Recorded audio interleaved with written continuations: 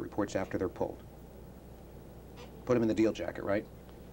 With the file, right? Right. You don't put them in an envelope, right, and stamp it confidential, right? No. And you still don't put them in an envelope and stamp confidential, even though I asked you these exact questions in the Tiffany Peak case, and you said you thought it was a good idea to maintain the confidentiality of credit reports to do that, right? Don't remember. You don't remember? Well, you do remember being deposed in the Tiffany Peak case, right? Yes. And you remember the issue of credit coming up, right? I guess, yeah. It's Okay. a long day. And you remember, but you don't remember the fact that I asked you about whether you safeguard the confidentiality of credit reports by putting them in an envelope and stamping the envelope confidential so that people that don't have a right or a need to see the credit information won't see it when they go get the deal jacket, like when a title clerk goes to pull the deal jacket to finish the title work. As it stands right now, she would be able to see the credit report, right? Yeah, I guess. But she has no bona fide reason to see the credit report, right? Because she's not involved in anything that would necessitate her looking at a consumer's credit, right? Objection, you're calling for a legal conclusion on the bona fide reason. Well, there's no reason a title clerk needs to look at someone's credit report, right? Right. But when she goes to get the deal jacket, she would be able to see the credit report. Barb Flores could go and look at Tonya Treadway's credit report if she wanted, right? If she could find it. Well, it would be in the deal jacket, right? All she would need to do was go and pull the deal jacket, right? If there's a deal jacket for Tanya. Okay, or whoever. Right. Barb Flores could go pull any woman's deal jacket and look at her credit report, right?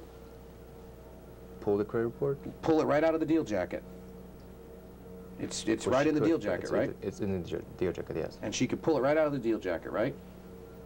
I guess. And she would have all this information, Social Security number, income information, address information, right? Correct? Correct. And then if Barb Flores wanted to go apply for credit in that person's name and commit an identity theft, there would be nothing except her conscience that would stop her from doing that, correct? Correct. I mean, Gateway doesn't implement any safeguards or procedures that would prevent an unauthorized use of a credit report in that fashion, does it? Not other than what you just mentioned, the deal bag. We try to keep the file. Okay, but you don't segregate the credit reports and keep them separate from the deal bag so that people like Barb Flores, who have no right to look at a credit report, won't have access to it, right? Right. And you still don't do that, even though we discussed this issue almost 6 months ago, and I brought these same concerns to Gateway's attention and said Gateway does not maintain information and safeguard information, and I brought these concerns and suggestions about how Gateway can do that, and to this date you have not changed those procedures, correct? I'm not in position of changing procedures like that. You need to talk to probably somebody higher than myself. Okay. Did you bring it to the attention of the upper management? Objection, relevance. Don't remember. Well, I'll save you the trouble. I did. I also brought these concerns to the attention of Lee Drabick, Craig Andrea, and Scott Falcone. And to date, there'd been no change in Gateway's procedures, correct?